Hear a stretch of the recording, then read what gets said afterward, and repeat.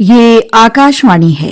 प्रेमचंद अपने युग के एकमात्र ऐसे कहानीकार हैं जिन्होंने समाज की विसंगतियों, जड़ताओं, ग्राम्य जीवन और उसकी समस्याओं को बहुत ही बारीकी से मुखरित किया।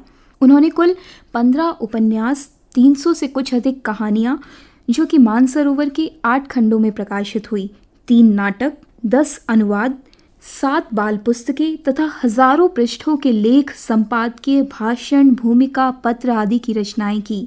लेकिन जो यश और प्रतिष्ठा उन्हें उपन्यास एवं कहानियों से प्राप्त हुई, वह अन्य विधाओं से प्राप्त न हो सकी।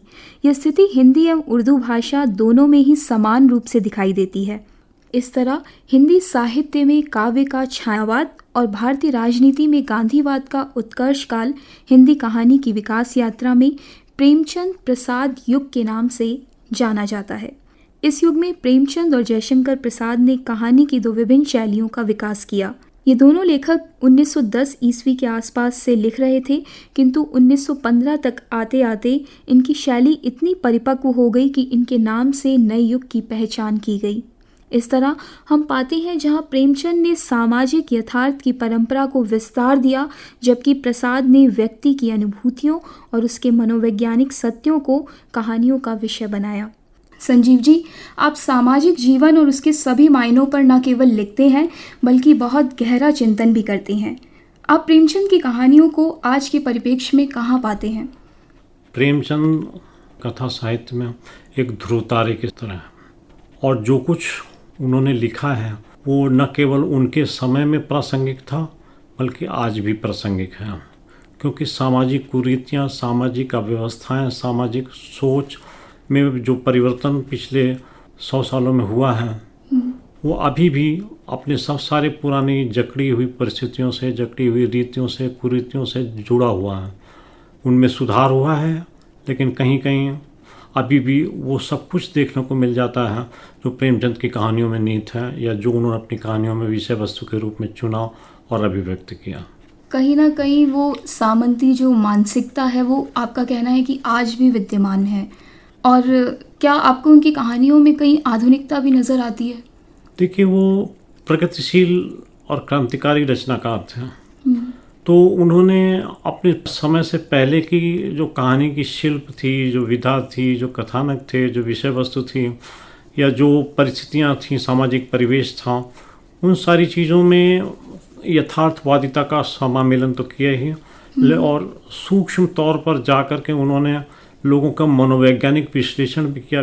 तो मैं ये कह सकता हूँ कि परिवर्तन होने के बावजूद भी, विकास होने के बावजूद भी अभी भी सामंती परिस्थितियाँ या सामंती मनोभाव या सामंती विचारधारा समाप्त नहीं हुई हैं। वो कहीं ना कहीं प्रच्छन्न रूप में आज भी विद्यमान है, और उसे आज की कहानियों में भी देखा जा सकता है। लेकिन उस समय पहली बार वो एक पहले कथाकार के रूप में सामने आए, और उन्होंने उन सारी चीज़ों को लिखने का जिगरा, यानी अपनी शक्ति, अपनी सोच, अपनी अभिव्यक्ति और अपनी कला के माध्यम से उन चीज़ों को आवाज़ दी। उन्हें तो कहना ही चाहिए कि समाज के पिछड़े वर्ग को उन्होंने उचित आवाज़ दी, समाज की विभिन्न कुरीतियों को आवाज़ दी। इसी कारण से उनका जो कथा साहित्य है वो अनुकरणीय है और कालजयी है। जाहिर है इस युग में कहानी परंपरा विकसित हो रही थी, इसलिए उसमें पश्चिमी कहानी परंपरा के तत्वों के साथ साथ भारतीय कथा परंपरा में निहित आदर्शवाद और यथार्थवाद की झलक साफ दिखती है। गांधी जी के प्रभाव के कारण प्रेमचंद युग में आदर्शवादी कहानियों की एक लंबी सूची हमें दिखाई देती है। उस देशकाल और वातावरण का प्रभाव प्रेमचंद में भी नाना भंगिमाओं में मुखरित होता हुआ हमें नजर आता है। ग्रामीण परिवेश से उन्होंने अपने कथानक को उठाया है, तो उसे आप किस दृष्टि से देखते हैं? ग्रामीण परिवेश से वो जुड़े हुए थे, उसी परिवेश में वो पले थे, और वो अपने आसपास ये देख रहे थे कि क्या क्या विसंगतियां हैं, क्या क्या कुरीतियां हैं, कहाँ कहाँ सामंतवाद के कारण सामान्य जनता में परेशानियां हैं, और कहाँ कहाँ उनको आवाज़ देनी चाहिए। और उसी के आधार पर उन्होंने छोटी छोटी बातों के ऊपर उन्होंने अपनी कहानियाँ गढ़ी और उनको एक आवाज़ दी।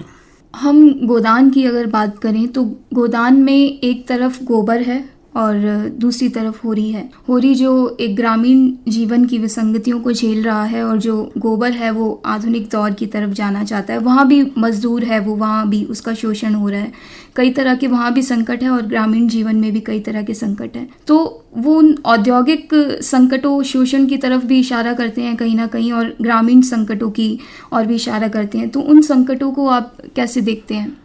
किसी भी विषय वस्तु के आधार पर देखें, अगर हम उसमें गहनता से मनोविश्लेषण करके देखेंगे तो हमें द्वंद्व मिलेगा, और वो द्वंद्व और गहरा हो जाता है जब उनकी सोच में भी बिखराव आएगा या नहीं, वो पिता और पुत्र का वहाँ संबंध है। वही द्वंद्व है, वही द्वंद्व है कि पिता को किस तरीके से पुत्र के साथ सामंजस्य बैठाना चाहिए और पुत्र को किस तरीके से पिता के साथ सामंजस्य बैठाना चाहिए।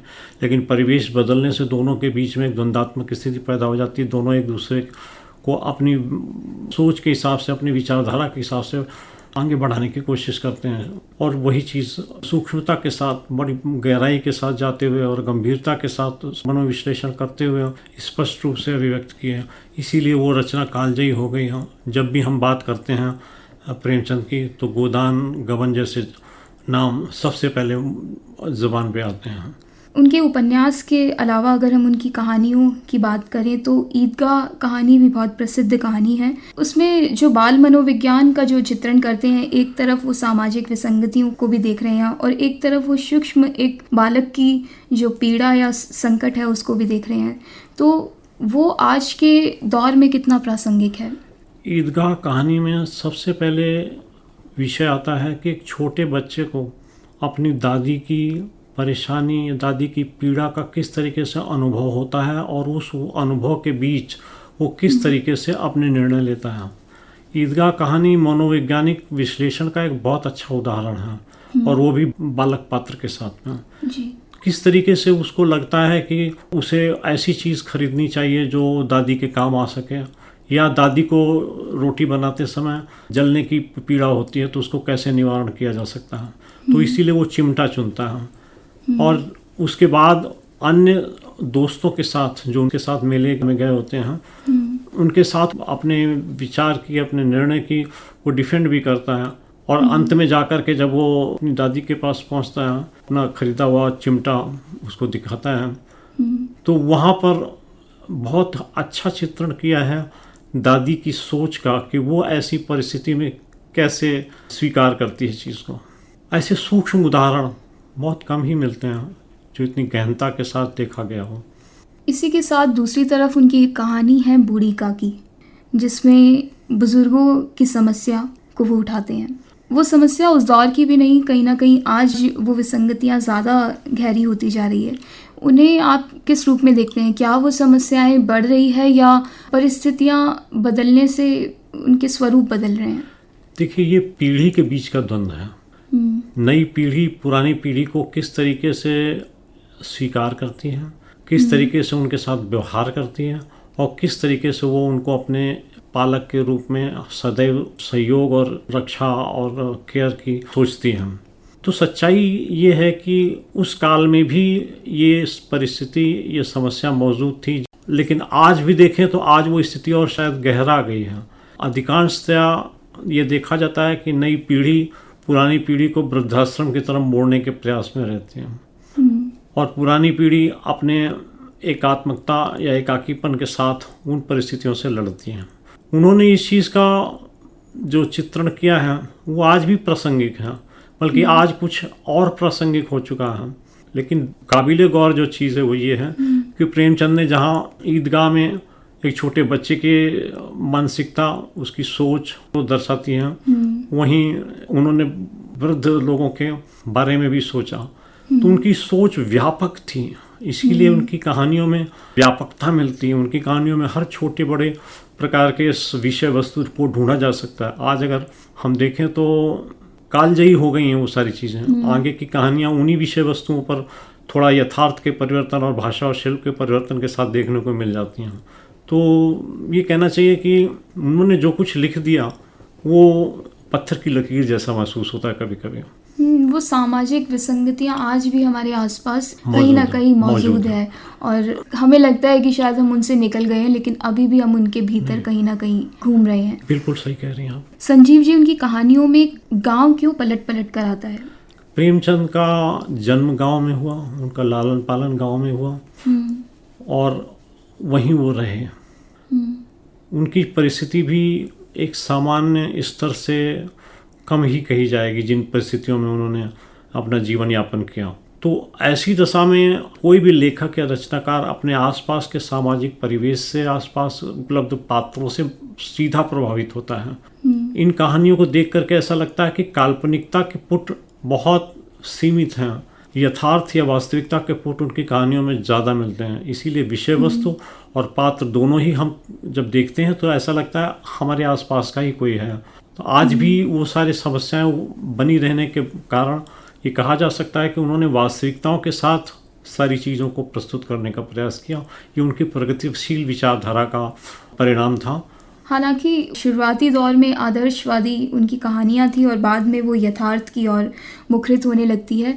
ये जो बदलता हुआ कहानी का जो स्वरूप है, यही एक नवीनता की ओर कहानी को लेकर जाता है और कहानी की एक नई पृष्ठभूमि, एक नई तरीके की कहानियां बननी शुरू होती है। कथा साहित्य का एक नया स्वरूप सृजित होने लगता है। इसी कारण इस दौर को प्रेमचंद युग के नाम से जाना। देखिए कि प्रेमचंद के पहले जो कथा साहित्य उपलब्ध था उसमें तिलिस्म था, भूत थे, प्रेत थे, परियां थी। इस तरीके की काल्पनिक धरातल के ऊपर कहानियां लिखी जाती थी, जैसे चंद्रकांता कहीं ना कहीं मनोरंजन परक थी। हाँ, तो उसमें क्या था कि अपने आसपास की चीज नहीं दिखती थी, उसमें सब कुछ एक गिमिक की तरीके से दिखता था। लेकिन प्रेमचंद ने उस विचारधारा को तोड़ करके एक नई दिशा देने की कोशिश की। उन्होंने कहा कि हमारे आसपास जो चीजें हैं वो भी पठनीय हैं, वो भी हमारे को देखना चाहिए, उन पर भी हमें विचार करना चाहिए और उनको भी आवाज मिलनी चाहिए। तो इसीलिए उन्होंने तिलस्मी संसार को छोड़ करके यथार्थवाद की तरफ धीरे से प्रस्थान किया।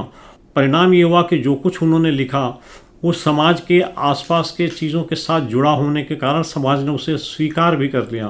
प्रारंभिक दौर में ज़रूर लेखक अपने से पूर्व की बातों से प्रभावित होता है, लेकिन फिर वो धीरे धीरे उसकी अपनी विचारधारा भी उसके अभिव्यक्ति में और उसके लेखन में आने लगती है। तो इसीलिए प्रारंभिक रचनाओं में भले उस तरीके की छाया दिखती हो, लेकिन उन्होंने नई शैली या एक नई कथा, एक नए ट्रीटमेंट के साथ में प्रस्तुत किया। परिणाम ये हुआ कि वो युग एक नए युग की तरीके से प्रवर्तित हो गया और उसे प्रेमचंद युग कहें। बल्कि यूँ कहना चाहिए कि सच्ची कहानी की शुरुआत ही प्रेमचंद के युग से हुई और उनको प्रणेता कहा जा सकता है एक सच्ची कहानी या अच्छी कहानी या सजीव कहानी के तौर पर। उनके कहानियों में जो पात्रों की जीवंतता है, जो जीवटता है, जो द्वंद्व है, जो संघर्ष है, जो विजय है, जो पराजय है, वो सब चीज़ों में वास्तविकता दिखती है और इसी कारण से वो ध्रुव तारे की तरह हमेशा अटल रहेंगे।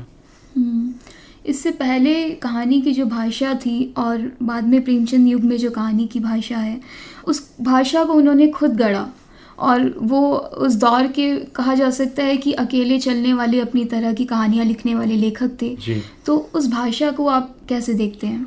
प्रेमचंद की भाषा जन जन की भाषा थी, जनजीवन की भाषा थी और इसीलिए उनकी कहानियां अपना स्थान बनाती चली गई। वो उर्दू भाषा का भी बेहतर ज्ञान रखते थे, लेकिन इसीलिए शायद वो हिंदी की तरफ भी आए, क्योंकि हिंदी का पाठक वर्ग बहुत था, उसे जानने वाले लोग ज़्यादा थे, पढ़ने वाले लोग ज़्यादा थे और उसी रास्ते की ओर उन्होंने कहानी लेखन को आगे बढ़ाया। तो आप किस रूप में देखते हैं?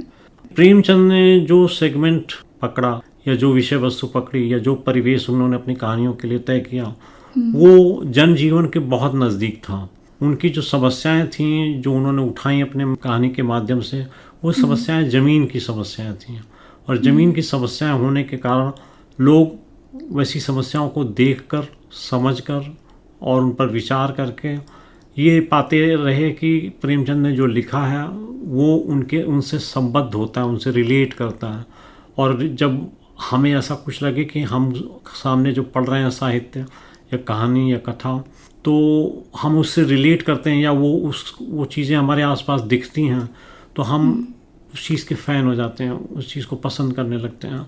और यही कारण है कि उस काल के अन्य कहानीकारों के तुलना में प्रेमचंद को ज़्यादा ख्याति मिली, ज़्यादा स्वीकृति मिली और वो एक तरीके से कालजयी युग प्रवर्तक और क्रांतिकारी कथाकार के रूप में आज भी जाजलमान है। प्रसिद्ध बांग्ला साहित्यकार शरद चंद्र ने प्रेमचंद को कथा सम्राट की उपाधि दी थी। यही कारण है कि कहीं ना कहीं उन्हें उस दौर का सबसे प्रसिद्ध कथाकार माना गया। आज की जो युवा पीढ़ी है वो प्रेमचंद को किस रूप में पढ़े और प्रेमचंद को पढ़ना उनके लिए कितना महत्वपूर्ण है? प्रेमचंद का जो कथा साहित्य है वो आपको यथार्थ के करीब ले जाता है, गांव की स्थिति और सामाजिक परिवेश की व्याख्या करता है और आधुनिक समय में भी वो प्रासंगिक है। ऐसी स्थिति में नई पीढ़ी है उसे प्रेमचंद का साहित्य पढ़ने से सामाजिक परिस्थितियों की स्थिति, उनके विकास, उनके परिवर्तन, उनके परिष्करण से संबंधित ज्ञान प्राप्त होगा और वो अपने आप को समाज के साथ और जुड़ा हुआ पाएंगे। इसलिए मेरा सोचना है कि नवयुवकों को या नई पीढ़ी को चाहिए कि वो प्रेमचंद को पढ़ें। नई पीढ़ी को जब वो समाज के साथ जुड़ेगी तो उसमें आधुनिक परिवर्तन जो हुए हैं देशकाल वातावरण में, उन परिवर्तनों में जो अभी भी समस्याएं बची हैं उनके निवारण के संबंध में, उनके उपचार के संबंध में सोच पैदा होगी। इसलिए ये बहुत ज़रूरी है कि नई पीढ़ी को प्रेमचंद को पढ़ना चाहिए। संजीव जी, हमारी बातचीत को अब यहीं विराम देते हैं। आप हमारे स्टूडियो में आए, आपका बहुत बहुत धन्यवाद। मुंशी प्रेमचंद की कहानियों में ग्राम्य जीवन, अभी आप इस विषय पर वरिष्ठ साहित्यकार श्री संजीव कुमार से ये भेंट वार्ता सुन रहे थे। आपसे भेंट कर रही थी सुश्री कीर्ति वैद।